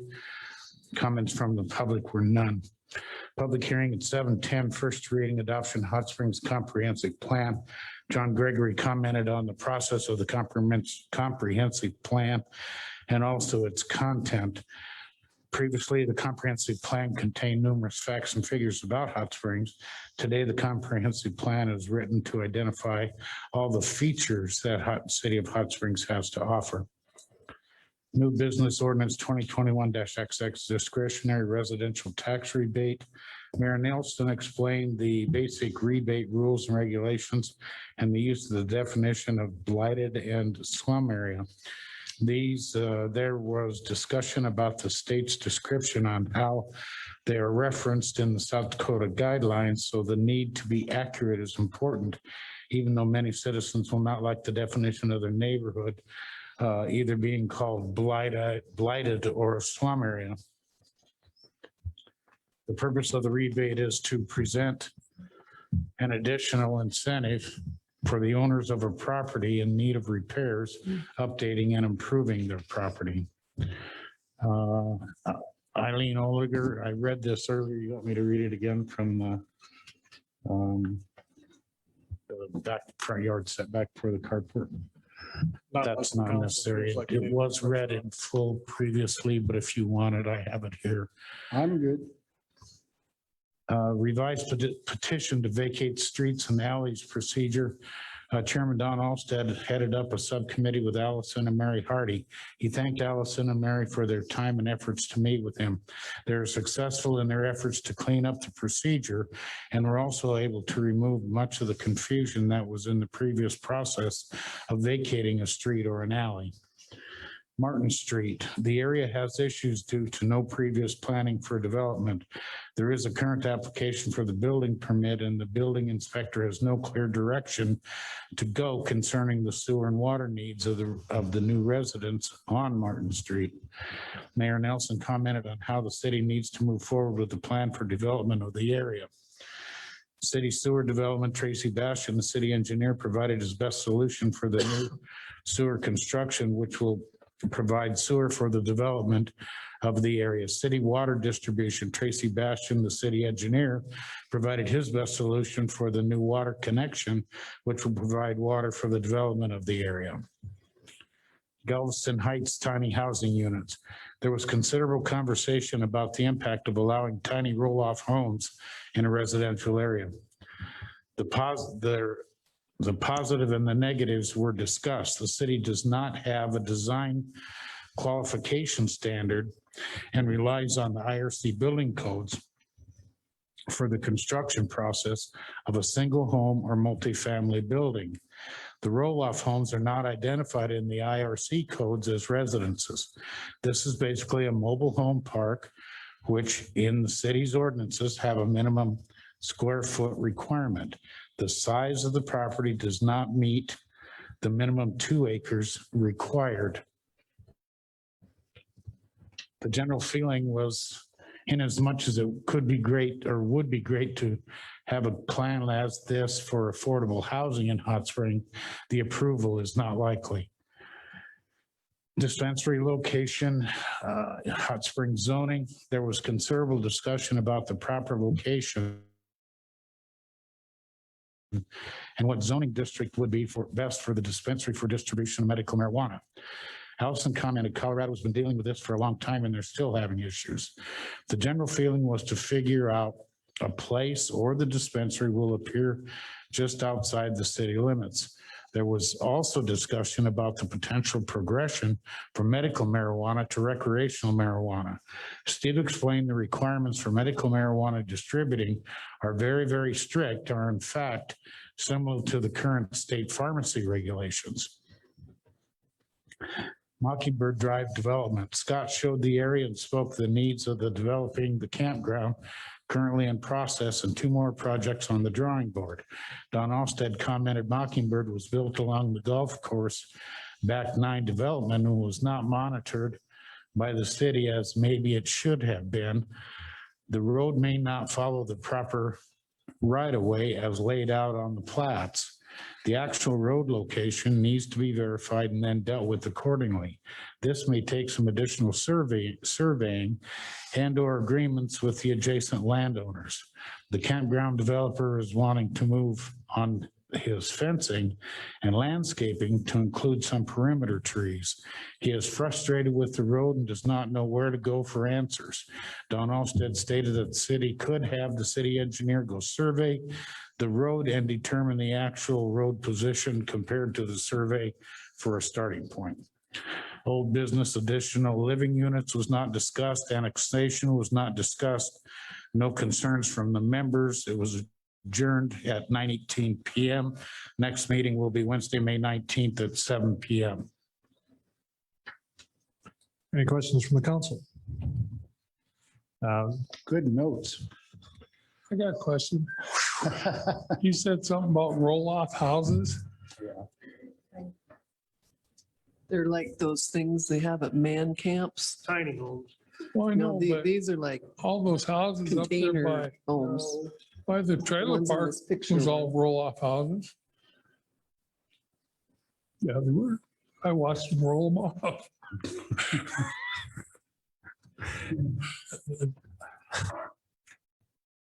The specific one that was being discussed were like container homes built off of, they were square boxes. Shipping containers. Shipping Pretty much, containers, yeah. yes, that's what was being looked into by a developer, not from here, Thank you. but to bring them here for affordable housing. I've actually seen them in several places. They're actually kind of neat. My thing is that this planning and zoning, man, it just seems like they're kind of against everything. Seriously, I mean, like tiny homes, I mean, I would disagree that they're against everything. Again, there have been numerous council people that have spanked the city for not adhering to our ordinances. And then when we ask planning and zoning to tell us what our ordinances say we can do or can't do, and they say, we can't, then it's, well, they're against everything. So I would disagree. but there's never any follow-up to it. I mean, once they make a recommendation, and well, that's it. It's like, Well, it would be up to the council to decide whether you want to take the recommendation or not. But if we're going to ask them to advise us, I think we need to be careful and diligent in taking their advice. So, John, I'm sorry. Go ahead. I was just gonna ask Deborah on that particular. no, go ahead. If you were still on that topic, My thing is, a container home, yes, they can be neat. Little homes, I mean, there's so many variations of what a Right. little home is. Yeah, And to be totally honest, depending on what it is, I might not want it. I'm just using myself for an example, but I might not want it in my neighborhood. If it brings my taxes down, then we could talk. But what was being suggested was to take, what would essentially take most of the trees off of this parcel and put these containers 15 feet apart in a row. And I wouldn't want it next to my house. And see something that you just explained, I wouldn't want. I think the little tiny houses, I think they're darling and they can be made up to be wonderful little communities and stuff, but these are essentially those roving man camp containers that, they probably have a whole bunch of because the Keystone Pipeline was kiboshed and Well, not now they don't know what to do with them. That was my take on the deal. Yeah, I don't think they're probably wanting to put one in every block. I think they was probably gonna try to make an area for it, but I think they were gonna do like But, 10 well, of them. I mean, given what Wes just said, I don't have a planned community within a community. I don't know how that, I don't know where that property would come from and where it would be. As far as like you said, putting 15 of them all in one area. I think it was 10, I 10, think. 10 of them, and it was, the proposed site was up behind the bowling alley. I guess my thing is maybe they just need to be a little more open to creative thinking. Well, I don't, like I said, I have no problem with that, the little homes, but I think a lot of thought needs to be put into what would be acceptable and what wouldn't. And that's what they're struggling with. Yeah. We have rules for planned unit development. It would have to be brought before you before they could do something like that anyway. Oh, yeah, yeah. All right, John had mentioned, JR had mentioned the tax rebate. Deborah had asked at the last meeting whether we were moving forward with getting something in front of you. And yes, I am working on that. There is specific language that the state will require us to use to identify a redevelopment neighborhood. And as you heard John mention, neither one of them are pleasant on the surface. One of them is more palatable than the other that we can work with. But what I need to know from you is, do you want a replacement to the tax rebate that you repealed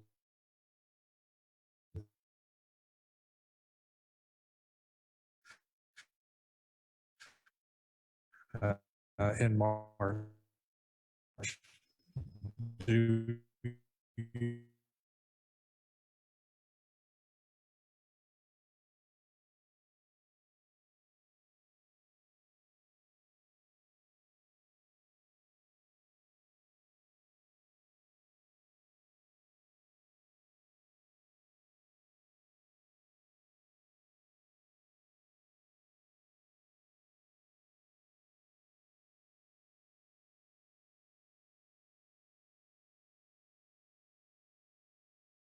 Talked code enforcement.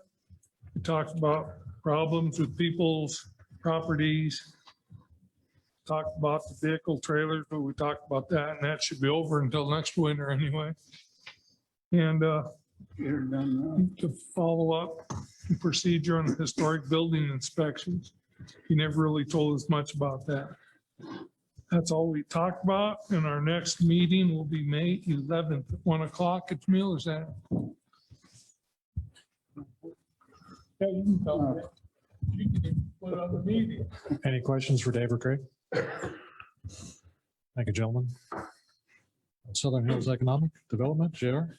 Southern Hills Economic Development had their annual meeting and banquet Saturday evening. It was attended by Mayor Nelson, Councilman Pratt, Councilman Lukens, myself, and John Gregory, City Administrator.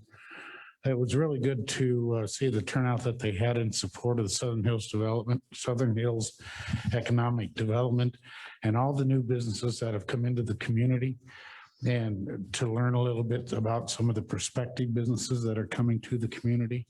I just ask that the citizens of Hot Springs have a look around, see what's available, start going to see these people.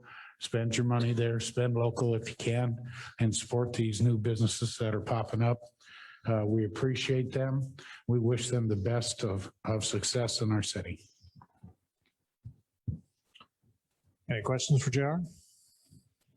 I would just like to add when it comes to Shedco, because the city doesn't have an economic development position, coordinator component within the city. We need to recognize that if we're going to grow, somebody needs to do that economic development for us and reach out to potential businesses that want to come to Hot Springs. And Shedco has been doing that for us. There's always the question, are we getting what our, on a yearly basis, are we getting back exactly what we donate to them?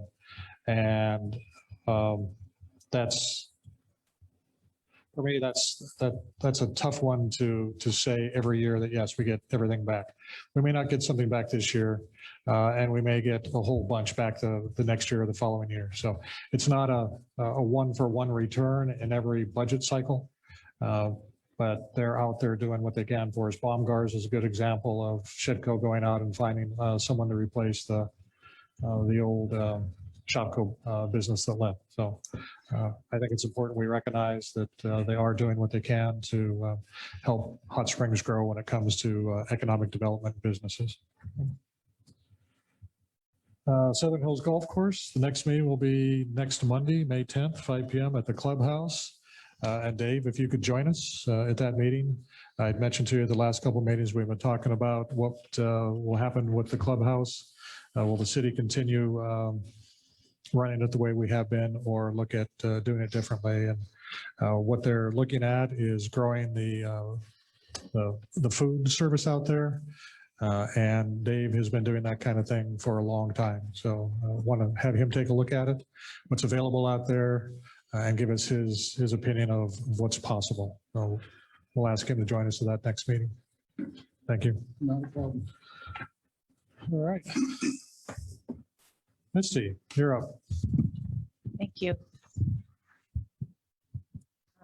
In your council packets, you have your monthly finance officer report through the end of April, or actually through the 29th of April. Due to timing, they don't reflect the entire month. You have year-to-date profit and loss summary, fund summary report, the cash balance report for Wells Fargo by fund. So if you wanted to know how much cash was in the Evans Plunge Fund as of April 29th, that amount would be negative $15,119.03. So it is broke up by fund for your review, both our Wells Fargo main checking account and our Bank of the West checking. And then your investment reports by institution and type. And those include all of the cash assets of the city. I've updated you on the 2020 combined municipal and school board election and our plans after meeting with the business manager at the school. We will begin, we're publishing the notice of election in the 5/6 and 5/13 newspaper. Sample ballots will be published in the 5/27 and 6/3 newspaper. And absentee voting will begin at City Hall for both elections on Monday, the 24th. The election day is Tuesday, June 8th, and the polls will be open from 7 a.m. to 7 p.m. at the Mueller Civic Center. Talk a little bit about our Banyan time tracking module and our hope that once we have it rolled out, the submission process is easier on all of our employees and not harder. It's taking a little longer than we expected. Talk a little bit about the annual financial report. I'm pleased to have completed the report. It's an unaudited report that will be published on the city website and also the Fall River County Herald Star, which is the official newspaper of the city. The purpose of the report is to inform council and other taxpayers of the financial position of the city as of December 31st, 2020. It's a condensed version of the financial statements compiled in the annual audit report. It's designed to be more user-friendly. The report and all accompanying work papers will be audited by Cato Thorstensen, LLP, again this year, and work has already started. I talk about the budget training scheduled for Wednesday, June 23rd in Rapid City. The one-day training is presented by Rod Fortin. He does an excellent job explaining budgets, the laws, the rules that we have to follow regarding budgets and the reasons why. If you're interested in attending, let me know. I'll be doing a combined registration for all of our attendees. And I talk a little bit about the CARES Act funding and also the new American Rescue Plan passed by Congress in March 2021. We've received some preliminary information about the funds that'll come to the city, but no specific guidance yet from Treasury about allowable usage. So more updates will be provided when they become available. I did want to just go over some brief highlights of the 2020 annual report. I know we didn't have any questions from any of the council, but I think a few items on here are worth highlighting. The first page covers the beginning balances, the revenues in our governmental funds. Those governmental funds are accounted for and reported differently than our enterprise funds. Since governments, unlike businesses, do not ordinarily provide services as a means to an end, like profit, but rather as an end in and of themselves. The revenues in our general fund, I'd point out property taxes, $1,198,444. Property taxes and our general sales and use tax are the largest revenue sources in our general fund. You see some federal grants of $508,000 in the general fund, and then also $941,000 in our additional sales tax fund. I would point out that both of those revenues are reimbursable, which means we spent the money first in order to receive those. I point out that in our liquor, lodging, and dining fund, the general sales and use taxes collected in that fund are the lowest since 2013. We did anticipate a shortfall. It's most likely a result of the COVID-19 pandemic, which hit the tourism and service industries particularly hard.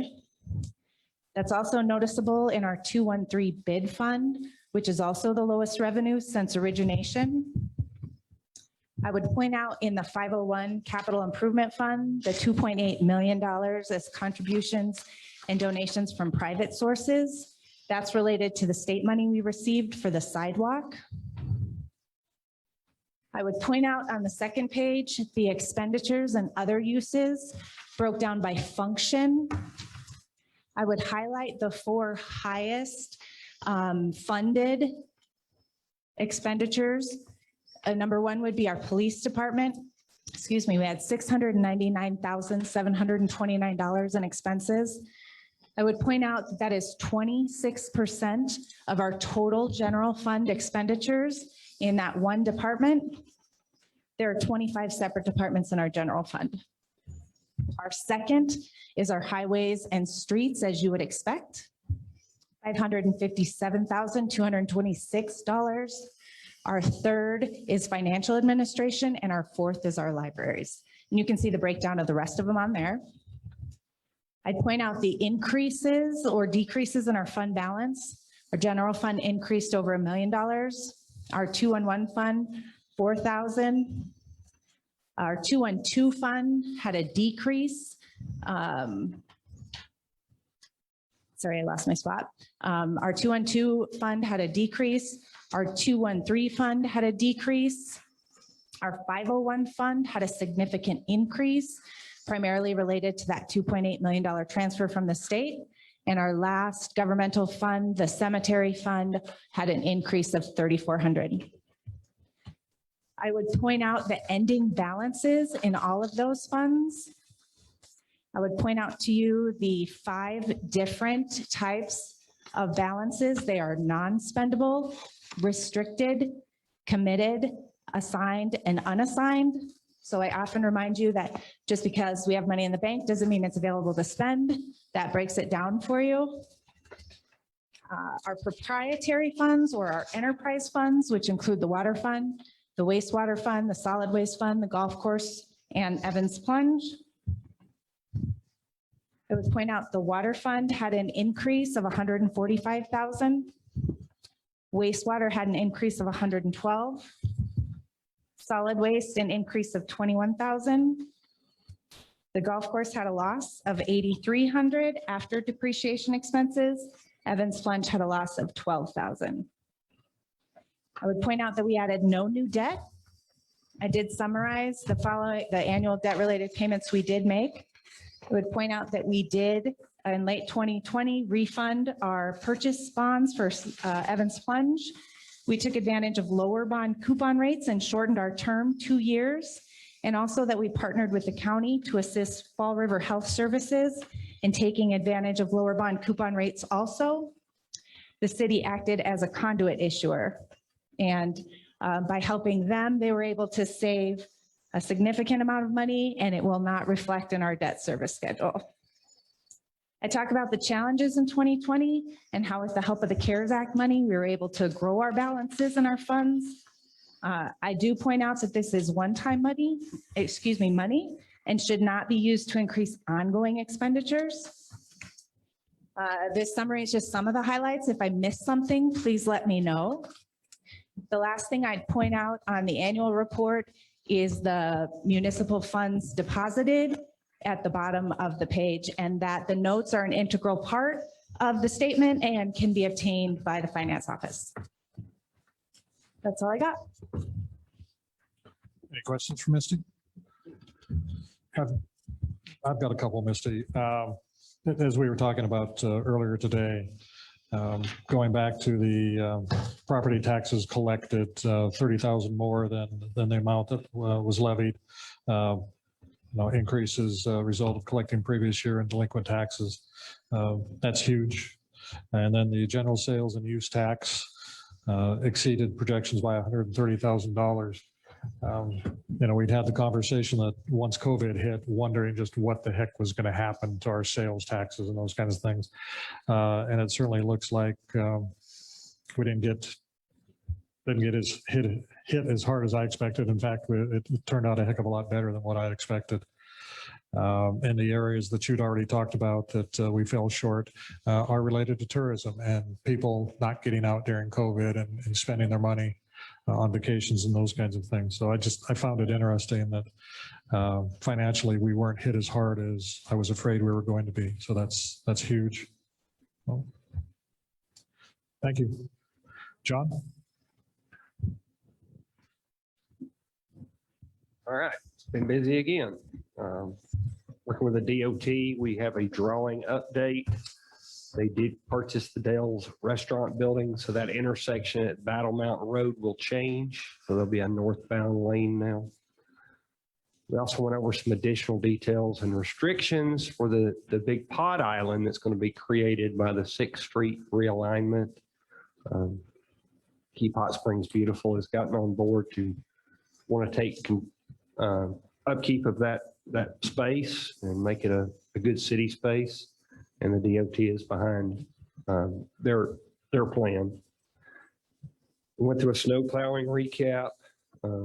We also did a lot of work with SHPO, the DOT Section 106, and the FHWA consensus about the West Oak demolition, which was finally approved on April 26th with all releases. That was a Zoom meeting with the Corps of Engineers and regular discussions with ISG. We continue the 408 permit process, which includes a retaining wall materials analysis. They did the final wall inspection last week. We're also working on a revised flood study for Fall River. Currently, we've added the USGS stream gauge data and also the National Weather Service rainfall data. This includes historic records review and all documented flood events. The big change is this information hasn't been updated since Colebrook Dam was built. And then they had some data from 1941 that was inaccurate. Our streets maintenance and utilities and parks department have been very busy. They continued improvements and maintenance at the wastewater treatment plant. Flint Electric has done the electric upgrade required by Black Hills Electric. And our sledge press maintenance that they need to do every 3 years. We drained and inspected the secondary clarifier. It looks like the drive mechanism is the only piece of it that's going to have to be replaced, which is a significant cost savings on what we thought we were going to be faced with. We did remove the former water vault at Lower Chautauqua and cleaned up the marsh area adjacent to it to make that a more user-friendly park area. We did some grading and topsoil work to accommodate wildflowers at School Street.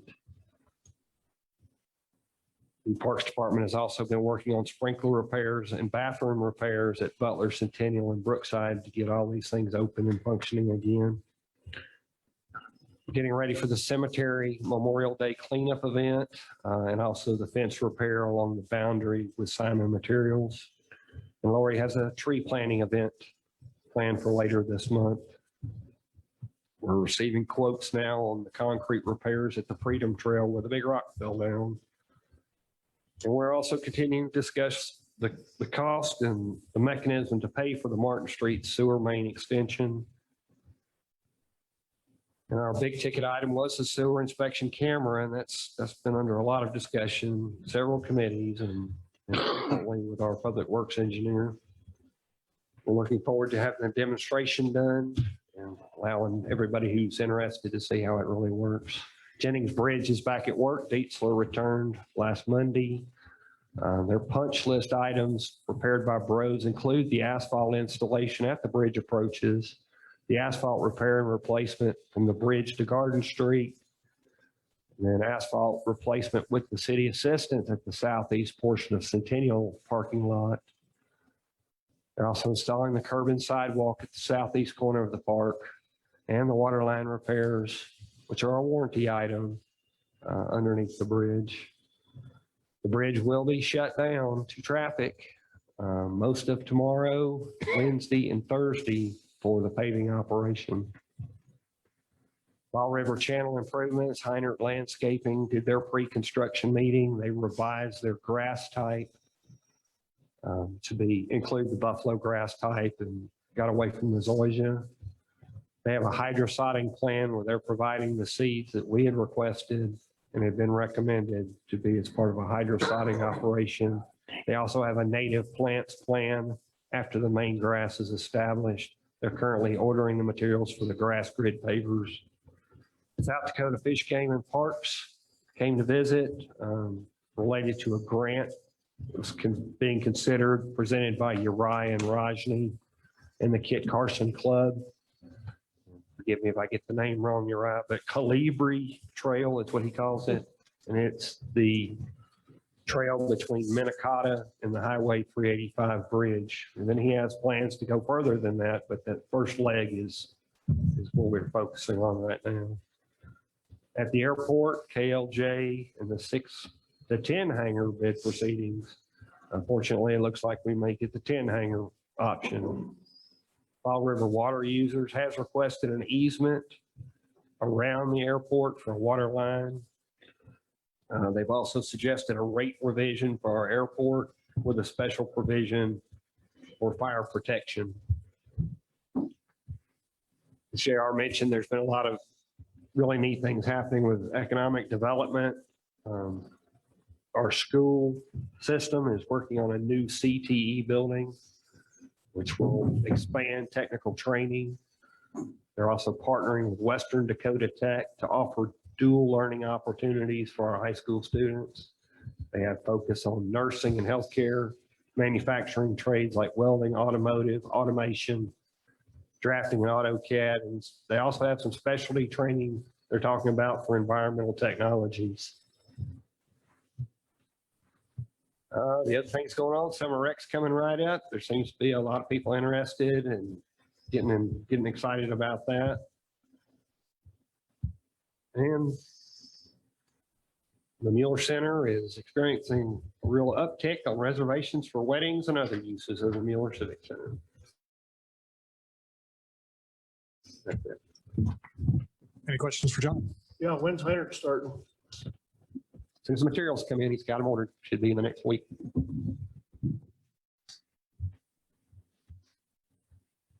So along with Heinert starting, I understood that after Dietzler was done, using that ramp for access to finish off the bridge. They're supposed to be out of there at the end of this week, not going under the bridge again. And the first thing he's going to do is put the grid down for the grass pavers. That kind of gives them another 5 days to be down there. But after that, he'll be working on his sodding. Okay, thank you. A couple quick things for you. I sent for the public, I sent out an email to the council regarding the West Oak building. So I'll just give you a brief update there. On April 29th, John, Tracy, Scott, and I met with the folks from RCS Construction about the West Oak demolition. Steve Wiener, the property owner to the south, was also at the meeting. RCS is looking at the third week in May to begin the demolition. No specific day yet set in stone. Their estimate to complete the demolition is 3 to 5 weeks. If everything's on schedule, we would still be looking okay for ideally the July 1st date that we've been talking about. And on a lighter note, I want to share with the council a phone call that I got about a week and a half ago from one of our senior residents. And we all know that the older we get, the more anxious we are to share our opinions. We seem to have less opportunity to do that, so we don't miss the opportunities to do that. And she simply wanted to share one message with me.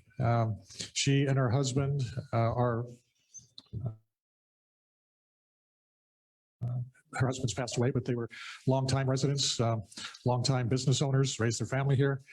She's someone that I've known most of my adult life and certainly respect her opinion. And she doesn't offer it a lot, so when she does, I listen to it. And her message for you folks was brief and to the point and well stated. She wanted you to know you're doing a good job. And that pretty much sums it up.